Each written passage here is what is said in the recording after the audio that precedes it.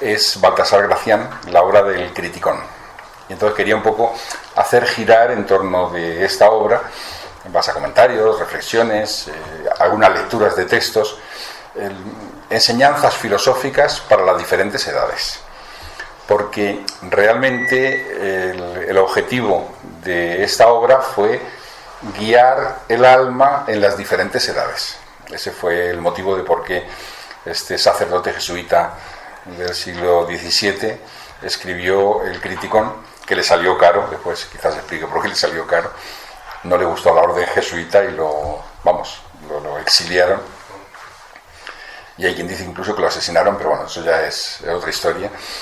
Y él, un poco el compendio de lo que él aprendió en su vida, y con el genio del quizás el mejor orador de su tiempo, o sea, Baltasar Gracián quizás fuese el mejor orador de su tiempo, dejó ese legado pues por siglos, ¿no?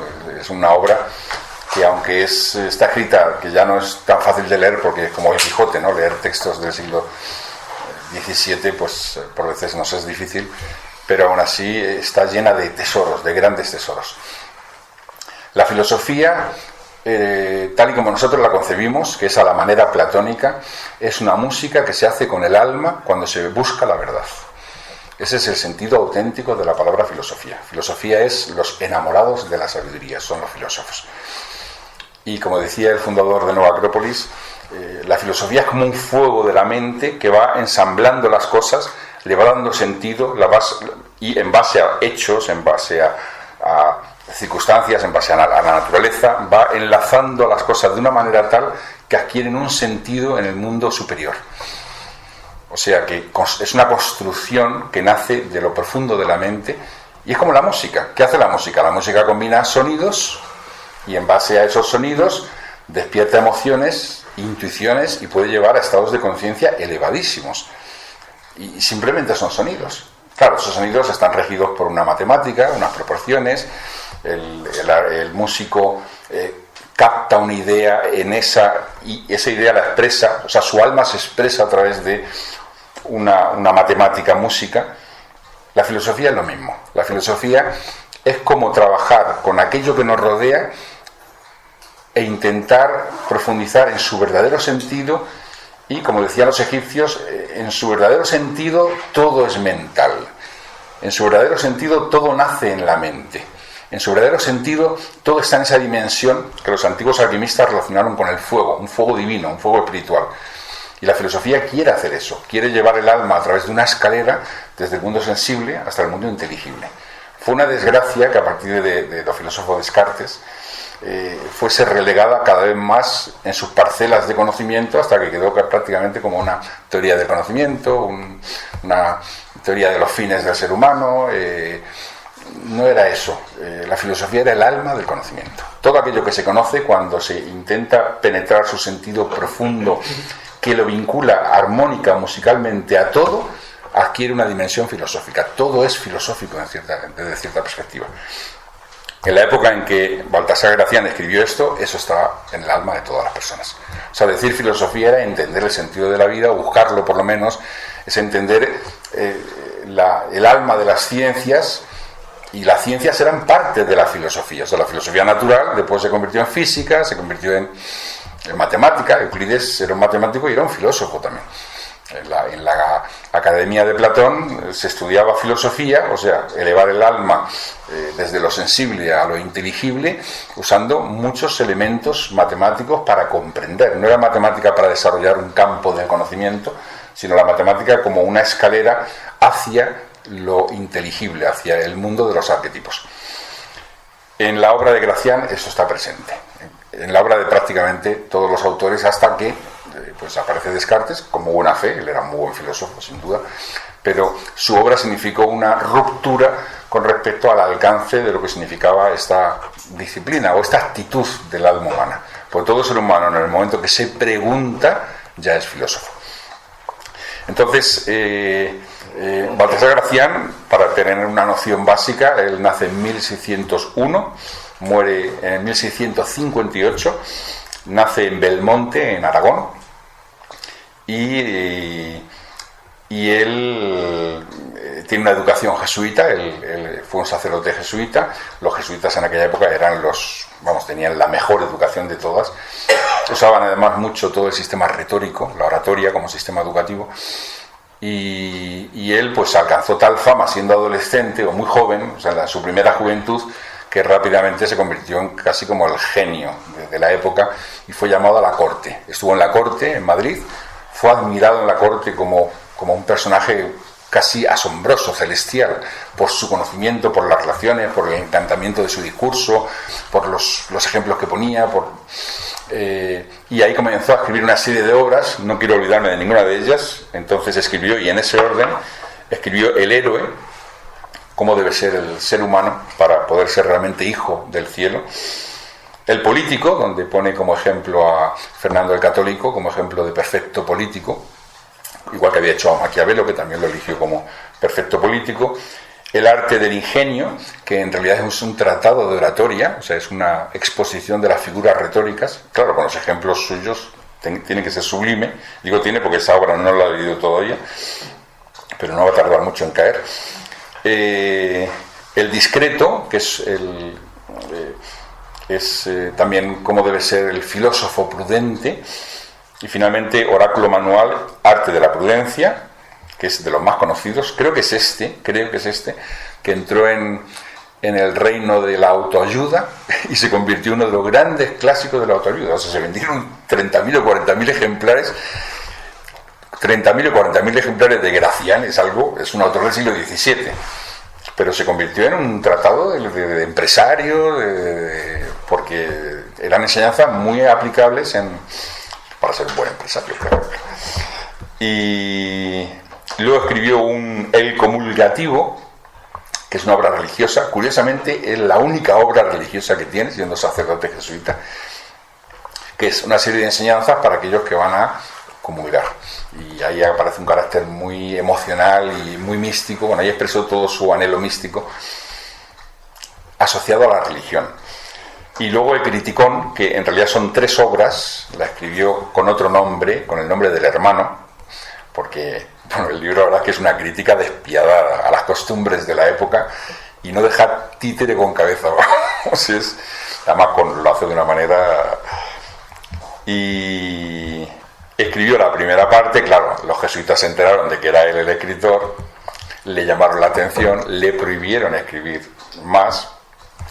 Y él dijo: mi alma es mía y hago lo que mi conciencia me dicta. Escribió una segunda parte y una tercera parte en un periodo de 6 años, 1651-1657. Claro, los jesuitas no eran precisamente dados a la indisciplina. La orden quizás más disciplinada era casi como una orden militar, ¿no? En el sentido de la disciplina. El nombre de los general, el principal de los jesuitas se llama el general. O sea, ya eso te lo dice todo. Le llamaron al orden y le relegaron en una iglesia perdida en medio de la sierra, donde creo que se murió de frío, poco que menos, por Zaragoza.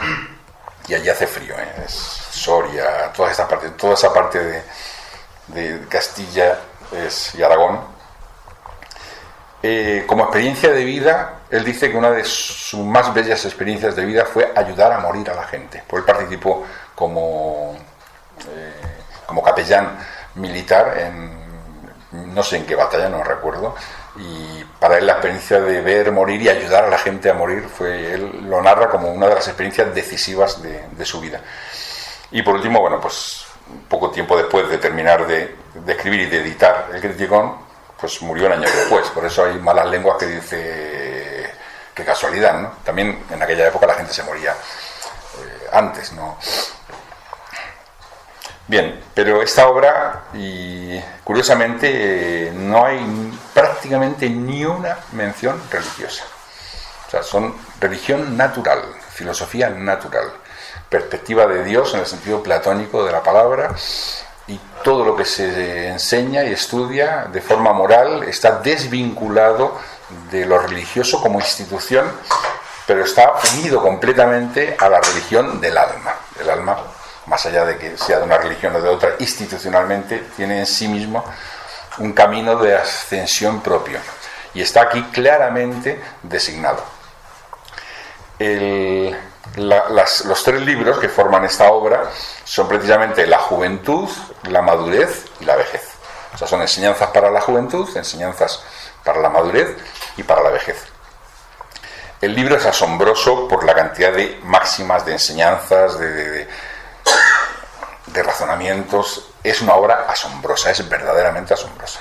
Es la obra cumbre de él. Todos reconocen que esta obra es la obra más grandiosa, y hasta el punto que fue traducida en muy poco tiempo, fue traducida al francés, fue traducida al alemán, creo que fue Schopenhauer que lo tradujo al alemán. Schopenhauer dice que es la obra de filosofía mejor de todas las que se han escrito en toda la historia de la humanidad.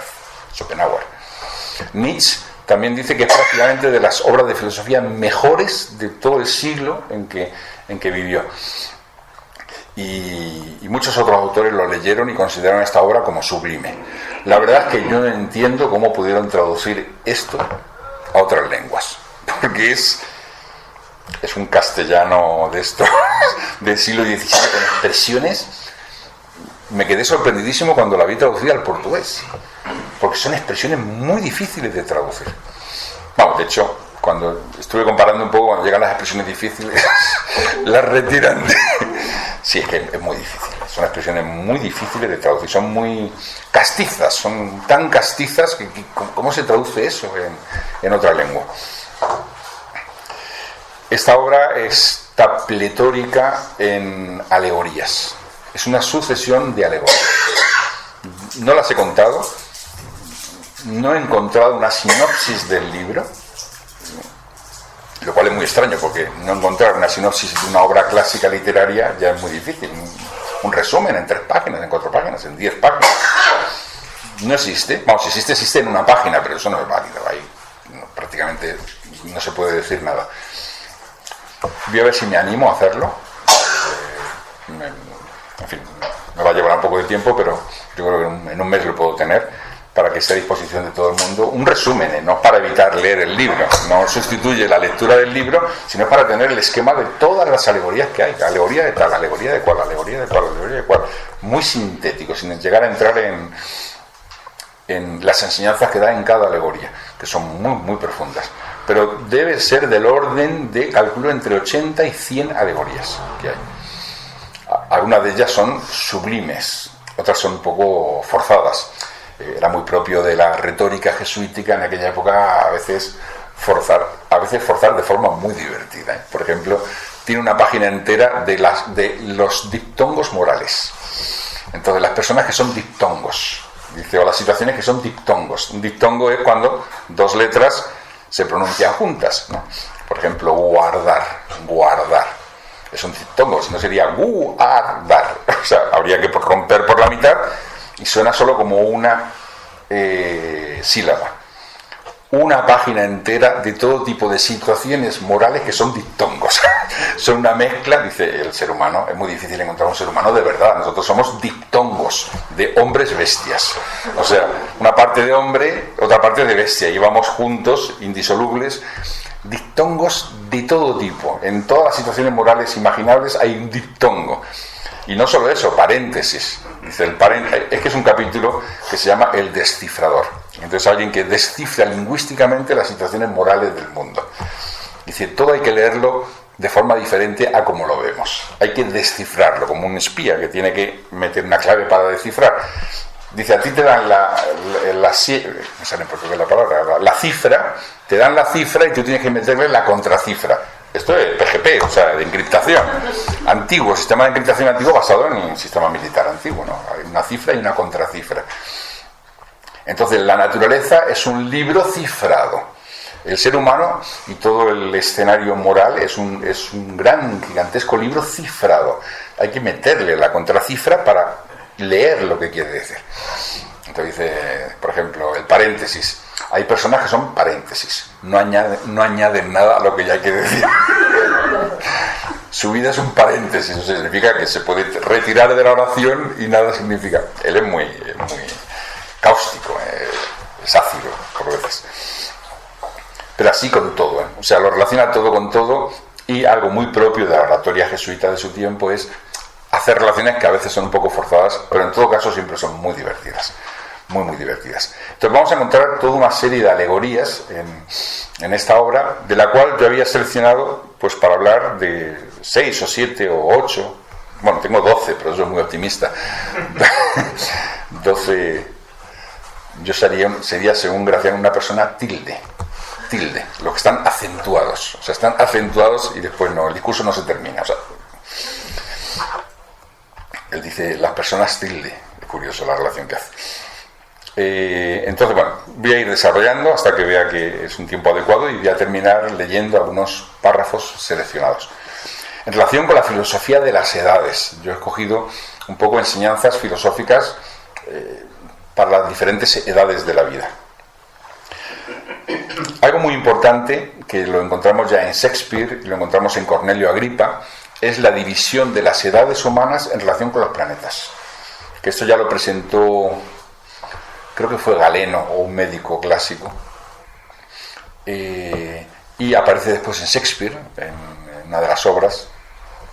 Aparece que es muy impresionante cuando lo explica, y aparece en Cornelio Agripa, el gran mago filósofo del Renacimiento, Cornelio Agripa, un poco anterior a Gracián, y aparece también en Gracián. Entonces, en aquella época se decía, y voy a leerlo porque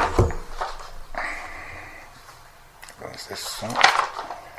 Edades de la vida, 628, que la edad, o sea, que el ser humano, la vida humana es como un río que nace borboteando en las fuentes y va corriendo, primero despeñándose en la juventud, luego encontrando una forma más serena de correr en la madurez y por fin ya anegándose en la vejez y llegando como puede al mar, si puede, si llega, y no es consumido antes por la tierra, pero que ese ciclo de vida, o por lo menos los ciclos de 10 años, él dice, y sobre esto no hay concordancia, porque unos dicen 7, otros 10, cada edad estaba regido por un planeta, y es muy interesante la correlación que hace.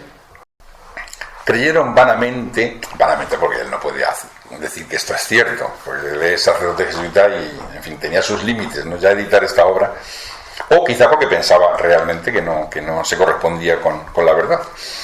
Creyeron vanamente algunos de los filósofos antiguos que los 7 errantes astros, la palabra planeta significa errante, se habían repartido las 7 edades del hombre, para asistirle desde el quicio de la vida hasta el umbral de la muerte. Señalábanle a cada edad su planeta por su orden y su puesto, avisando a todo mortal se diese por entendido, ya del planeta que le presidía, ya del traste de la vida en que andaba. El traste es el traste de la guitarra, o sea, la vida es como cling, cling, cling, cling, van en trastes hasta que, bueno, quizá de lo agudo a lo grave, hasta que lo grave ya se llega como se puede a la vejez. El traste de la vida en que andaba. Cúpole decían a la niñez la luna con nombre de Lucina, la diosa de la luna, comunicándole con sus influencias sus imperfecciones, esto es, con la humedad, la ternura y con ella la facilidad y variedad, aquel mudarse a cada instante, ya llorando, ya riendo, sin saber de qué se enoja, sin saber con qué se aplaca, de cera a las impresiones, de masa a las aprehensiones, pasando de las tinieblas de la ignorancia a los crepúsculos de la advertencia. ¡Qué maravilloso! Es maravilloso cómo escribe. Desde los 10 años hasta los 20 decían presidirle el planeta Mercurio, influyendo docilidades en que se va adelantando ya muchacho al paso que en la edad en la perfección. Comienza a estudiar y a deprender, cursa las escuelas, oye las facultades y va enriqueciendo el ánimo de noticias y de ciencias, todo muy en relación con Mercurio, con Hermes. Pero destácase Venus a los 20 y reina con grande tiranía hasta los 30, haciendo cruda guerra a la juventud a sangre que hierve y a fuego en que se abrasa, y todo esto con bizarra galantería. Amanece a los 30 años el sol, esparciendo rayos de lucimiento con que anhela ya el hombre a lucir y valer. Hay que dejar una huella en la vida, hay que irradiar la luz propia en la vida. Emprende con calor los honrosos empleos, las lucidas empresas, y cual sol de su casa y de su patria, todo lo ilustra, lo fecunda y lo sazona. Envístele Marte a los 40, infundiéndole valor con calor. Revístese de aceros, muestra bríos, riñe, venga y pleitea. Entra a los 50 mandando Júpiter, influyendo soberanías. Júpiter es el rey dioses, pues el soberano, es la edad de la soberanía. O sea que lo que estamos de los 50 a los 60, podemos decir que estamos regidos por Júpiter. Tenemos que ser soberanos, aunque sea de nuestra casa, ¿no? O de lo que sea. Ya el hombre es señor de sus acciones, habla con autoridad, obra con señorío, no lleva bien el ser gobernado por otros. Antes lo querría mandar todo, toma por sí las resoluciones, ejecuta sus dictámenes, sábese gobernar, y a esta edad, como a tan señora, coronaron por reina de las otras, llamándola el mejor tercio de la vida. A los 60 anochece, que no amanece, el melancólico saturnino con humor y horror de viejo. Comienza la caída. Comunícale su triste condición. Y cómo se va acabando, querría acabar con todos. Vive enfadado y enfadando, gruñendo y riñendo, y a lo de perro viejo, royendo lo presente y lamiendo lo pasado. Remiso en sus acciones, tímido en sus ejecuciones, lánguido en el hablar, tardo en el ejecutar, ineficaz en sus empresas, escaso en su trato, asqueroso en su porte, descuidado en su traje, destituido de sentidos que van fallando, falto de potencias, y a todas horas y de todas las cosas quejumbroso. Es Saturno, la parte más oscura de Saturno, claro. Luego tiene la parte luminosa y él lo explica. Hasta los 70 es el vivir, y en los poderosos hasta los 80, que de ahí adelante todo es trabajo y dolor, no vivir sino morir.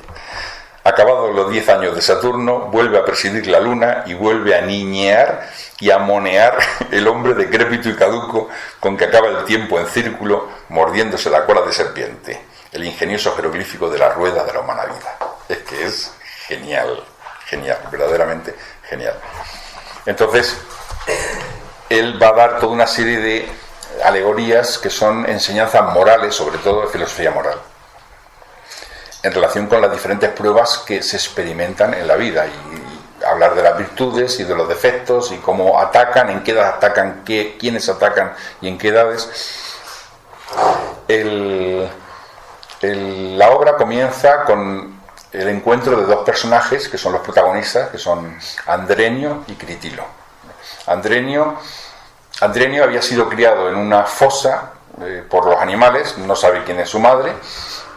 Él, cuando toma conciencia de sí, está alimentándose de la leche de los animales o de otros animales que traen para él.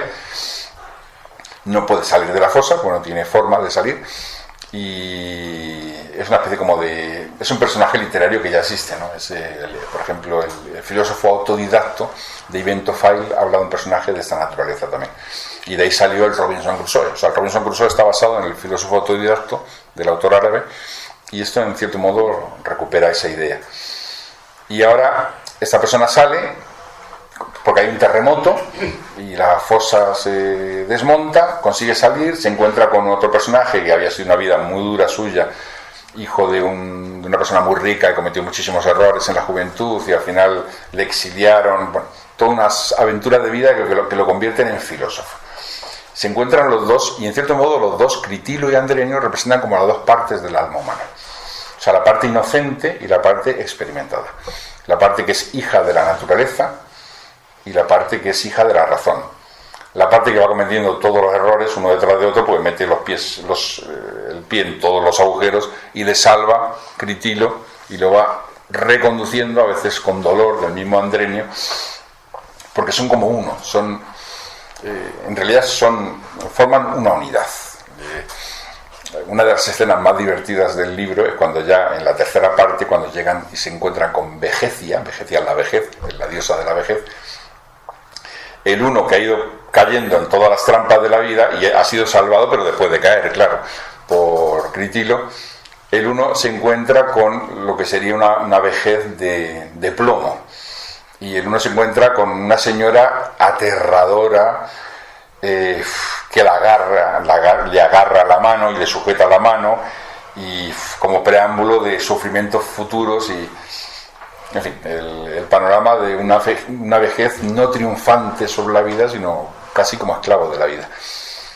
Y por otro lado, Critilo ve la otra parte de esta señora y la ve como una anciana venerable, bondadosa, con una gran delicadeza, que le coge la mano con cortesía y le conduce a... Y aquí aparece un texto que no lo voy a leer porque en el Día Mundial de la Filosofía, que hice una conferencia sobre este tema, leí bastante y se puede ver en el canal de vídeo de Nueva Acrópolis España, todo el texto de el decálogo de la ancianidad de oro y el decálogo de la vejez de plomo. Entonces, son derechos y deberes diferentes adquiridos.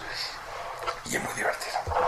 Dice, la persona anciana que ha conquistado dignamente el derecho a poder ser oído cuando habla, esa persona tiene una serie de derechos adquiridos. Puede dormirse cuando quiera y donde quiera. Nadie le puede decir nada.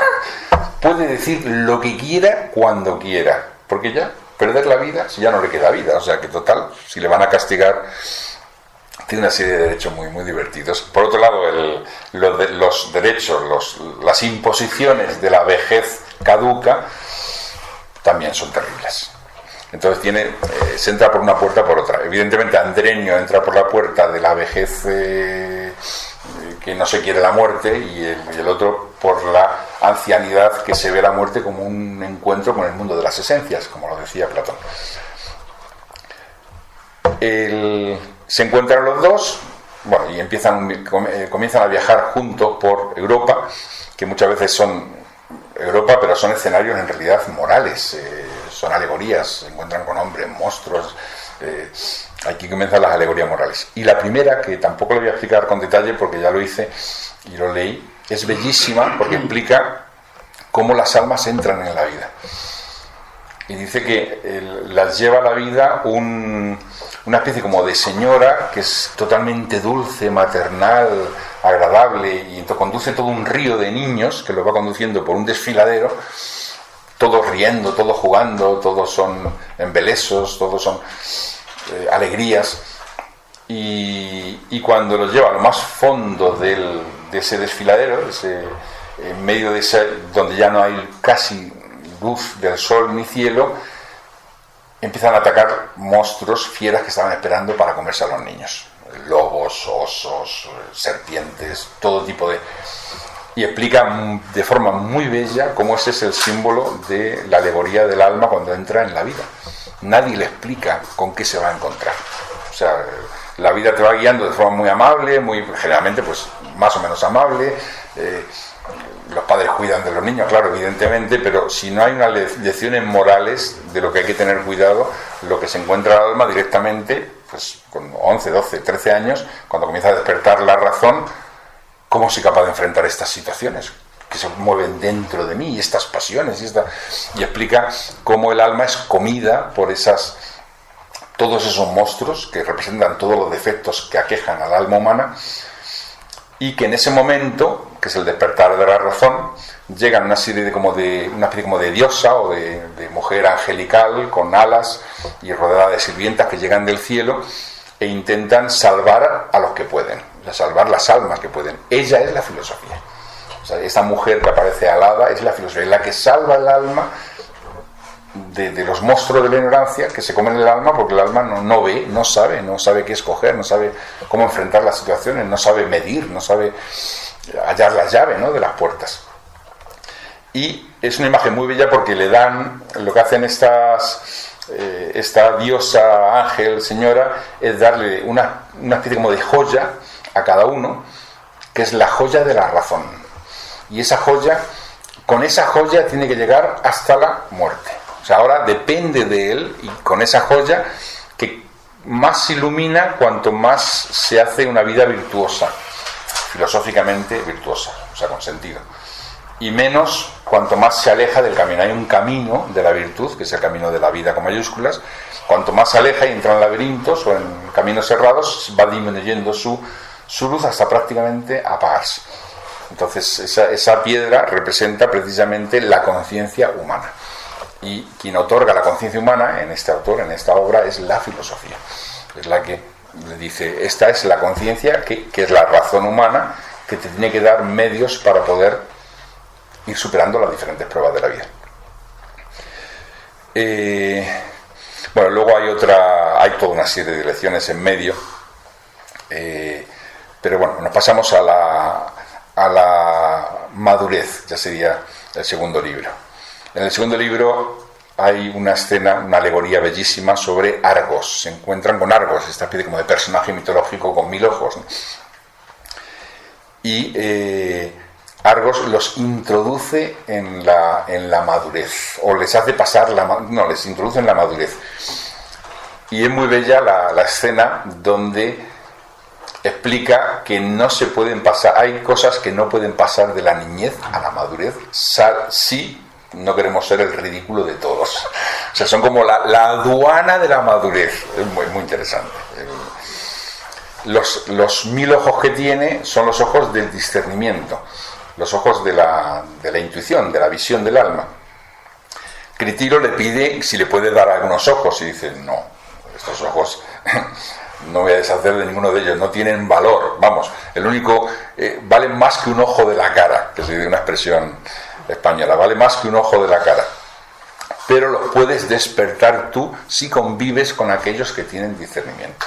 O sea, la relación con almas que tienen discernimiento y que en sus acciones, en sus palabras, en sus decisiones demuestran ese discernimiento, es lo que hace que en el alma o en ti vayan surgiendo esos ojos para poder pues tener también discernimiento y superar las diferentes pruebas. Y el texto de los ojos es bellísimo, lo voy a leer. La importancia de los ojos del alma. Por ejemplo, hay que tener ojos. Le pregunté, ¿por qué tienes ojos en los hombros? Hay que saber muy bien la carga que se va a llevar. No puede ser superior a aquella que debemos llevar. Hay que ser muy hábil, no hay que dejarse engatusar.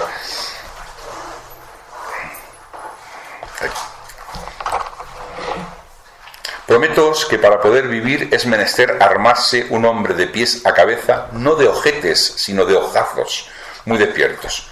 Ojos en las orejas para descubrir tanta falsedad y mentira. Ojos en las manos para ver lo que da y mucho más lo que toma. Ojos en los brazos para no abarcar mucho y apretar poco. Ojos en la misma lengua para mirar muchas veces lo que ha de decir uno. Ojos en el pecho para ver en qué lo ha de tener. Ojos en el corazón atendiendo a quién le tira o le hace tiro. Ojos en los mismos ojos para mirar cómo miran. Ojos y más ojos y reojos, procurando ser el mirante en un siglo tan adelantado. Un texto muy bello sobre la necesidad de tener ojos. Y luego pues le introduce en el aerópago de la madurez, que son 30 años de madurez, y dice, hay que ver cómo entran y cómo salen. O sea, cómo se entra, más o menos se sitúan más o menos en los 20 años, 18 años, 30 años después.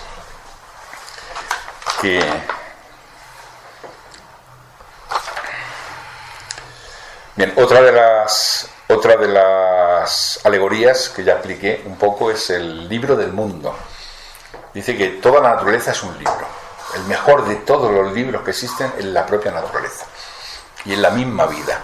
Todo te está enseñando, todo te está diciendo, todo te está guiando. Hay que saber leer. Y en cierto modo, la filosofía es para descifrar. Y aparece un personaje que se llama el descifrador, que es el que tiene que ponerle la contra... O sea, tiene que desencriptar el mensaje que se recibe, para poder leer verdaderamente qué es lo que está detrás. Y del libro del mundo, muy bellamente, dice así, por ejemplo. El libro, como ven, es un libro extenso, no es un libro casi 700 páginas. Muy denso, muy, muy denso. Dice, seréis hombres tratando con los que lo son, que esto es propiamente ver mundo. Porque advertid que va gran diferencia del ver al mirar. Que quien no entiende, no atiende. Poco importa ver mucho con los ojos si con el entendimiento nada. Ni vale el ver sin el notar. Discurrió bien quien dijo que el mejor libro del mundo era el mismo mundo. Cerrado cuanto más abierto, pieles extendidas. Esto es, pergaminos escritos llamó el mayor de los sabios a estos cielos iluminados de luces en vez de rasgos y de estrellas por letras. Esa relación de las estrellas con las letras es muy profunda, muy antigua y muy esotérica. Las letras y las estrellas, cada estrella una letra de un libro. Fáciles son de entender estos brillantes caracteres, por más que algunos los llamen dificultosos enigmas. La dificultad la hallo yo en leer y entender lo que está de las tejas abajo, o sea, el ser humano. O sea, el cielo, de tejas abajo, el ser humano. porque como todo ande en cifra y los humanos corazones estén tan sellados, inescrutables, aseguroos que el mejor lector se pierde. Y otra cosa, que si no lleváis bien estudiada y bien sabida la contracifra de todo, os habréis de hallar perdidos, sin acertar a leer palabra, ni conocer letra, ni un rasgo, ni un tilde. Y bueno, y le va dando ahora lecciones de cómo desencriptar. La persona que dice esto en realidad te está diciendo esto otro. La persona que hace esto en realidad lo que quiere es esto otro. Bueno, hace toda una descripción de escenarios morales que es necesario desencriptar para saber lo que quieren decir realmente. Otra de las enseñanzas o de las alegorías que aparece muy interesante es la de, y de las más divertidas además, es el parto de la verdad. El parto, se entiende el parto, el dar a luz de la verdad.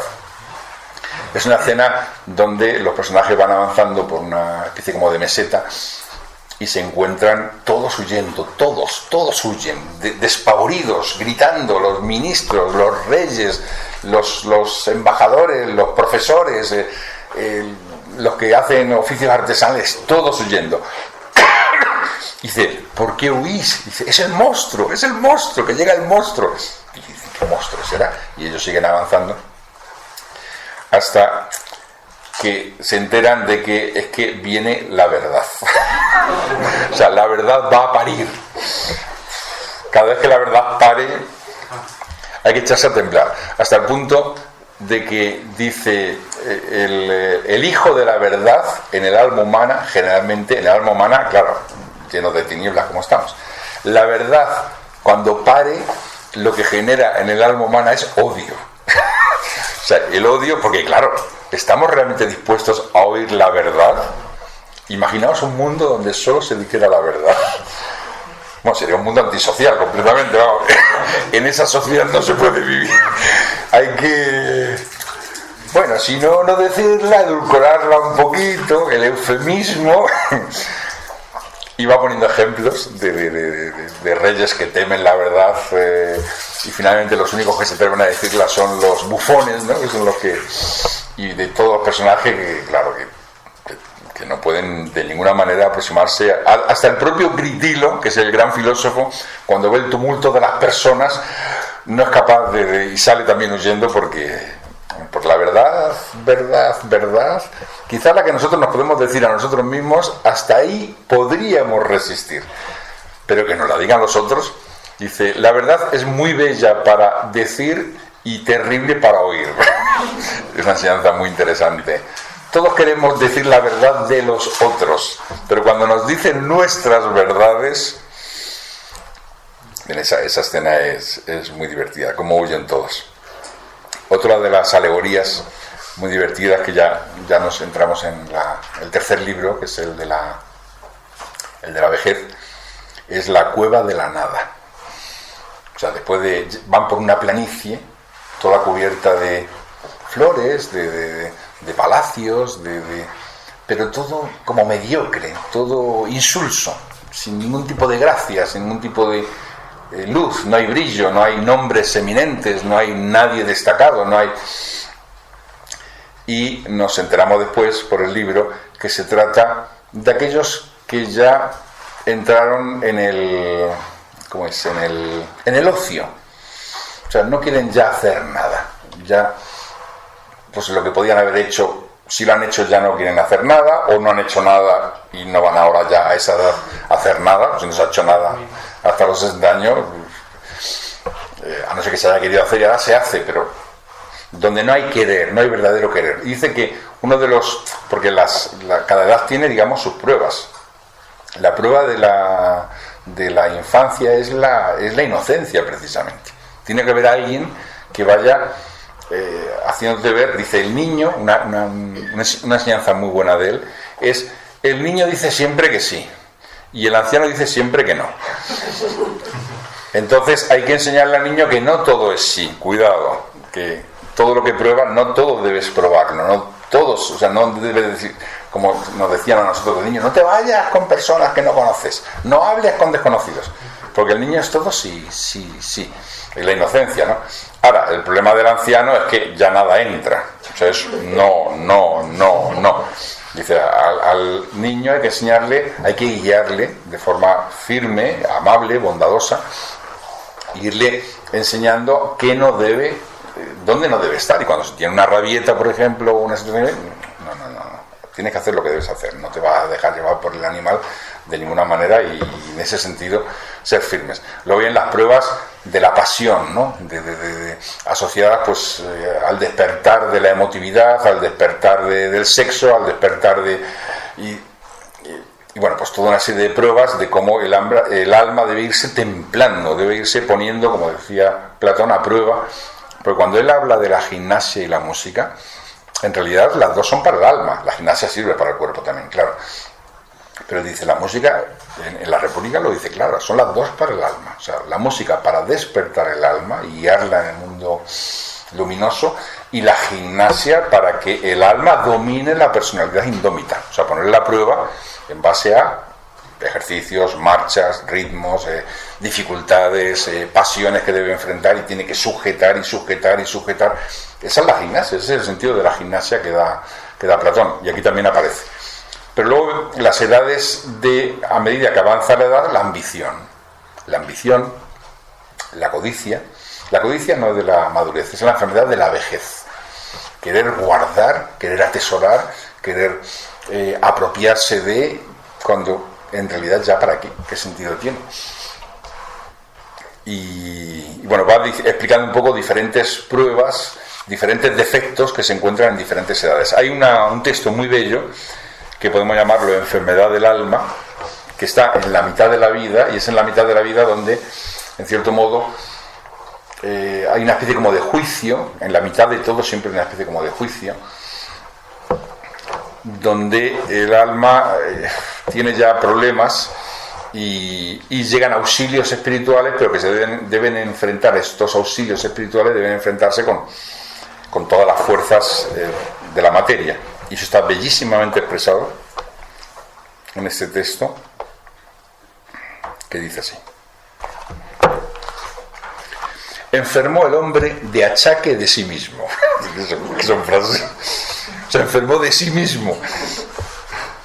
Despertósele una fiebre maligna de concupiscencias, adelantándosele cada día los crecimientos de sus desordenadas pasiones. Sobrevínole un agudo dolor de agravios y sentimientos. Y es que esto es verdad, algo que es que es terrible ver que es verdad. Cuando uno va leyendo el texto dice, sí que es verdad, esto es verdad. A mí antes que esta persona dijera algo, a mí no me importaba, y ahora me hiere. Me convertí en susceptible. O sea, en vez de ser cada vez más fuertes, somos más susceptibles. ¿Cómo puede ser? No debería ser así. Deberíamos ir haciendo crecer la fortaleza interior. Por eso dice, adelantándosele cada día los crecimientos, y con las pasiones lo mismo, de sus desordenadas pasiones, sobrevínole un agudo dolor de agravios y sentimientos. Tenía postrado el apetito para todo lo bueno. O sea, no había apetito para lo bueno. Lo bueno, ya, no tengo sed de lo bueno, ni hambre de lo bueno. Y el pulso con intercadencias en la virtud. O sea, el ritmo en la virtud se acabó. El pulso es... Hacemos algo que pueda ser virtuoso y pasa después un mes hasta que otra vez... Abrazábase en lo interior de malos afectos y tenía los extremos fríos para toda obra buena. Rabiaba de sed en sus desreglados apetitos, con grande amargura de murmuración. Secábasele la lengua para la verdad, síntomas todos mortales. Se le hace un panorama, un retrato, un chequeo del alma. Viéndole en tanto aprieto, dicen que le envió sus médicos el cielo, y también el mundo los suyos, o sea, los médicos del mundo y los médicos del cielo, a competencia, y así muy diferentes los unos de los otros y muy encontrados en la curación. Porque los del cielo en nada condescendían con el gusto del enfermo, y los mundanos en todo le complacían. Con lo cual estos se hicieron tan plausibles, los del mundo, cuán aborrecibles aquellos, los del cielo. Ordenábanle los de arriba muchos y muy buenos remedios, y los de abajo ninguno, diciendo, que tanto es menester haber estudiado para no recetar como para recetar.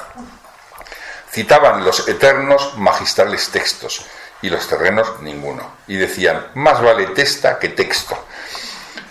Guarde la boca, decían unos, coma y beba cuanto apeteciere.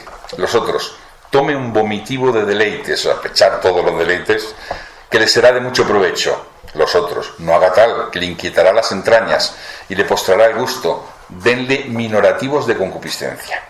Ni lo piense, decían los otros, sino valientes tiradas de gustos que le vayan refrescando la sangre. Dieta, dieta, repetían los del cielo. Regalo y más regalo, replicaban estos, y asentábasele muy bien al enfermo.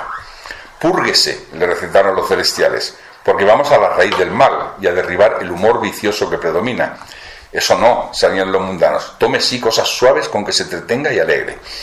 Oyendo tal variedad, decía el enfermo: aténgome al aforismo que dice: si de 4 médicos los 3 dijesen que te purgues y uno que no, no te purgues. Replicaban los del cielo. También dice otro: si de 4 médicos los 3 te dijeran que no te sangres y uno solo que sí, sángrate. Luego te debes sangrar y de la vena del arca restituyendo lo ajeno. Eso no, que sería quitarle fuerzas y aun de todo punto desjarretarle, decían los del mundo. Y él, en confirmación, añadía: qué poco estiman ellos mi sangre, los del cielo, ¿no? Ya se queja de los del cielo. No saben otro que sangrar la costilla de los zurdos. No duerma con el mal, encargaban aquellos, los del cielo. Repose y descanse en él, decían estos. Viendo pues los del cielo que no se le aplicaba remedio alguno de cuantos ellos ordenaban, y que el enfermo iba por la posta caminando a la sepultura, entraron a él y con toda caridad le dijeron que moría. Ni por estas se dio por entendido. Antes, llamando a un criado, le dijo: hola, ¿hanles pagado a estos médicos? Señor, no, y aun por eso me dan ya por desahuciado. Pagadles y despedidles. Lo segundo cumplieron. Como fuéronse con tanto las virtudes, quedáronse los vicios, y él muy con ellos, que presto acabaron con él, aunque no él con ellos. Murió el hombre de todos los vicios y fue sepultado más abajo de la tierra. Es una alegoría que es muy divertida, además escrito con una gracia. Bien, entonces la cueva de la nada es, después de la planicie del ocio, hay una cueva donde todo desaparece. Llegan los reyes, llegan los palacios, llegan los libros, llega todo lo que va entrando en esa cueva, ¡sof!, desaparece, se convierte en nada, en la cueva de la nada. Esa cueva está situada justamente en la base de una montaña en la que hay, de roca, en la que hay una fortaleza que es el Alcázar de la Virtud. Entonces, aquellos que conquistaron con su vida un buen nombre, y de verdad, o sea, no simplemente porque otros lo repiten, sino en base al cielo, dice, ellos viven en realidad en ese alcázar, en esa acrópolis, ¿no? El alcázar es lo mismo, de la virtud sobre la montaña, de cara al cielo, mirando las estrellas, siempre pudiendo elevarse a ellas. Dice, los que escogieron el otro camino, pues se precipitan en la cueva de la nada. Y es muy divertido porque ahí empieza a juzgar libros tipo como el Quijote, ¿no? No tantos. Todos estos libros de teología, de aquella época, yo era sacerdote.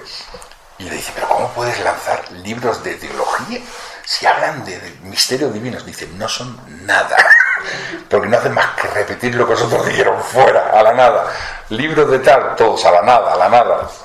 Si acaso se arranca una página, y esa página va a ser la que no entre en la cueva de la nada. Y luego dentro de la cueva de la nada están los que son menos que nada,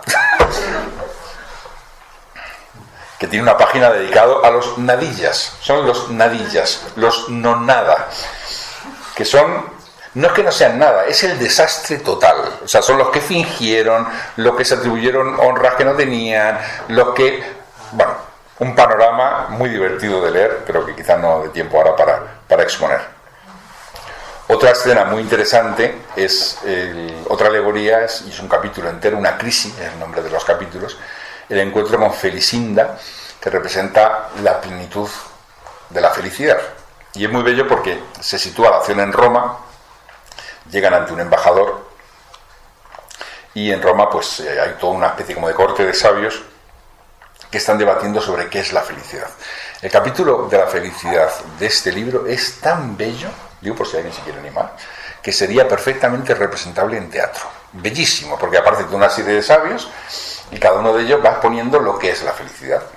Entonces, después de exponer algo que es muy razonable, muy justo, muy bien dicho además, llega otro que dice, no es así porque, y ahora da su versión, que está muy bien y todos reconocen que también es muy válido, y ahora llega otro y dicen no es así porque, o sea, va rodando el significado de qué es la felicidad, pero son todos sabios, o sea que en realidad todos están diciendo verdad, o todos están aludiendo al misterio de cómo se puede ser feliz en la tierra, ¿no? Hasta el punto que uno de ellos dice que no, que es que en la tierra la felicidad no es de la tierra es el infierno. Entonces la felicidad es lo que queda después luminoso de lo que hicimos en vida, como los ecos que produce, pues esa sí es la verdadera felicidad.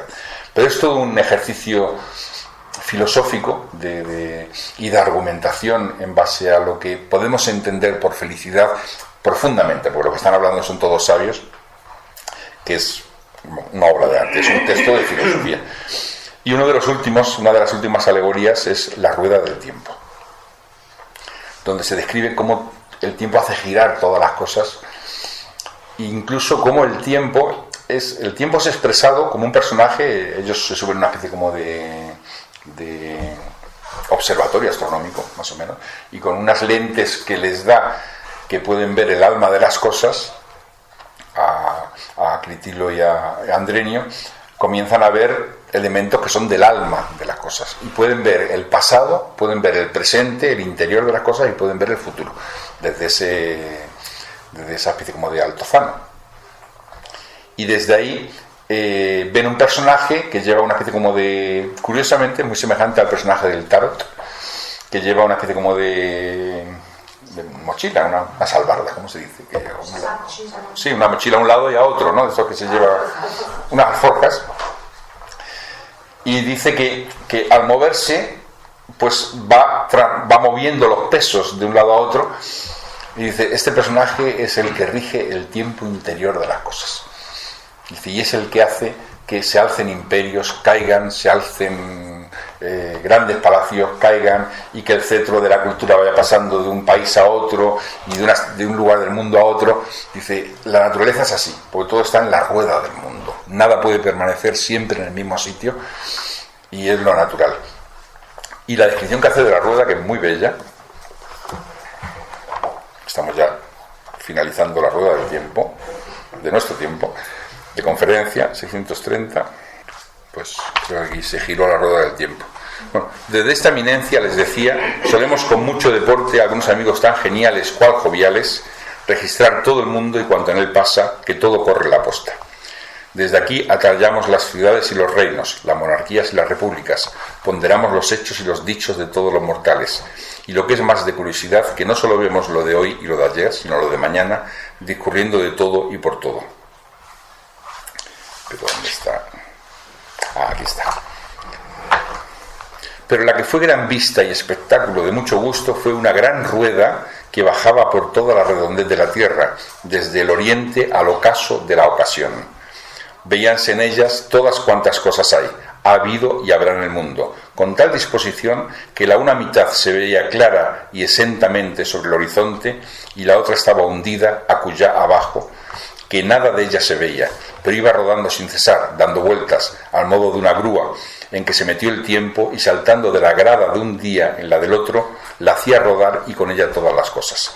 Salían unas de nuevo y escondíanse otras de viejo, y volvían a salir al cabo del tiempo, de modo que siempre no eran las mismas, solo que unas pasaban, otras habían pasado y volvían a tener vez. Esto es muy interesante porque más o menos lo que está diciendo es que el alma de las civilizaciones retorna. Está diciendo, somos siempre los mismos, en la rueda del tiempo, en la rueda de la vida. Entonces el alma de las civilizaciones y el alma de todas las cosas descansa y vuelve a la actividad, descansa y vuelve a la actividad, descansa y vuelve a la actividad. Salían unas de nuevo y escondíanse otras de viejo, y volvían a salir al cabo del tiempo, de modo que siempre eran las mismas, solo que unas pasaban, otras habían pasado y volvían a tener vez. Hasta las aguas, al cabo de los años 1000, volvían a correr por donde solían, aunque no serían por los ojos, que esas más presto vuelven, que hay mucho que llorar. Esta es una imagen muy, muy bella. Bueno, en definitiva, estos son toda una serie de enseñanzas, y voy a terminar con una que no es de él. Muchas de estas enseñanzas no son solo suyas, son enseñanzas de los 1000 clásicos que él había leído. O sea, él era una persona extremadamente erudita. Lo explica a su manera, de una manera con muchísima gracia, muy penetrante, muy agudo, pero las enseñanzas muchas veces son de otros autores y él no tiene por qué, él escoge muchas veces y lo dice además, decía tal sabio. Y voy a terminar con una enseñanza que a mí me marcó profundamente hace muchos años, la primera vez que la oí, no sé si la oí o la leí, no lo recuerdo exactamente, y que es un ejemplo geométrico que él usa, y tiene que ver precisamente con las formas geométricas en relación con las fases de la vida. Y dice así, y está extraído de Euclides: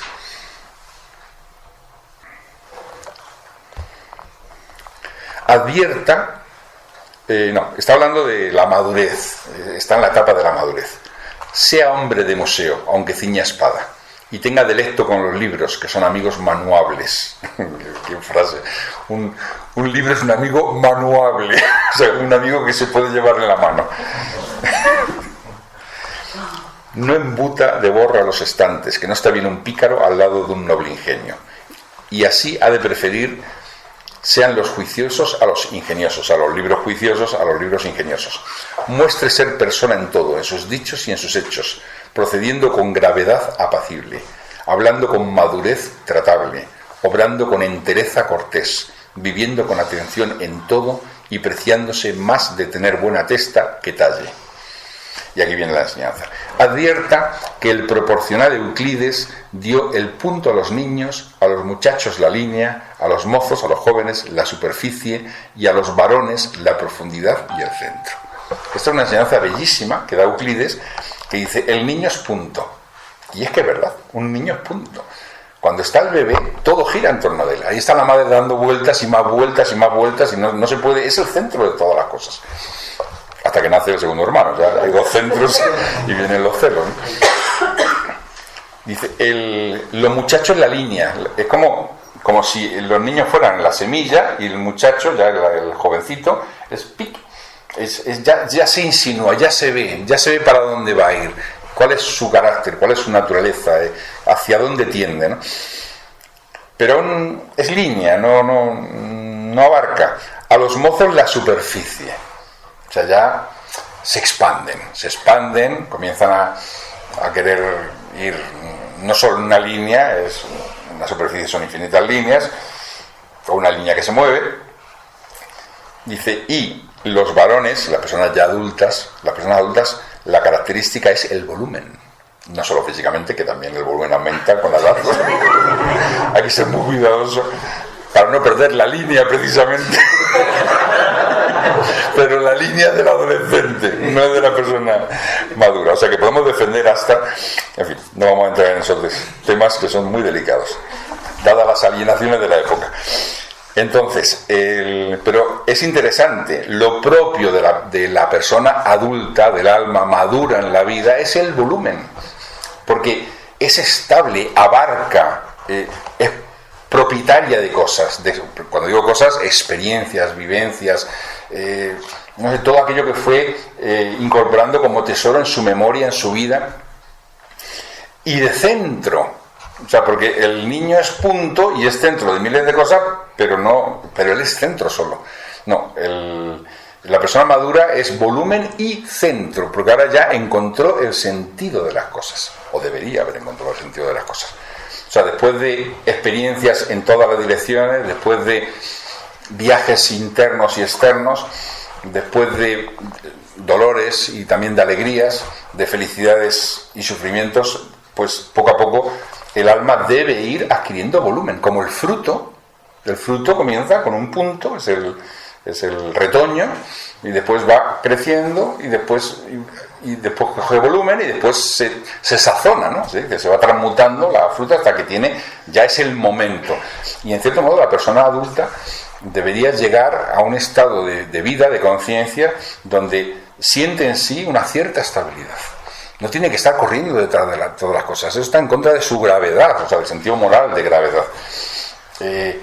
Lo percibe todo, lo debería oír todo, debería estar atento a todo, pero sin tener que correr detrás de. Ya no es tiempo de eso, es volumen, es poder. La palabra palabra es poder, porque, como decía Soler de Lubitsch, este gran filósofo matemático y alquimista, él explicaba que el volumen es el símbolo del poder. Poder significa poder hacer, no poder pisar la cabeza de nadie. O sea, de poder tienes ya conocimiento, tienes experiencias, tienes herramientas, o deberías tenerlas, todas internas, evidentemente. Tú puedes, ahora puedes. Entonces es un ejemplo tan maravilloso de cómo las figuras geométricas pueden expresar el misterio de la vida, y aquí lo dice. Y en cierto modo, todas estas pruebas de la vida que vamos viendo en esta obra, en cierto modo son expresadas de forma sintética y bellísima en esto: el punto, la línea, la superficie y el volumen. El volumen es la madurez. Y después de esa madurez, otra nueva dimensión. Vendrán nuevas semillas, el retorno a lo invisible, y si se hizo la vida dando los pasos correctos, no debería haber temor a la muerte. Hombre, el temor siempre va a haber, el temor personal, el temor animal a la muerte, todo lo vamos a tener. Pero más allá de ese temor animal a la muerte, habría un sentido de que la filosofía nos dio herramientas para enfrentar el sentido profundo de las cosas, y la muerte debe ser una puerta abierta al sentido profundo de todo lo que hay. Muchas gracias.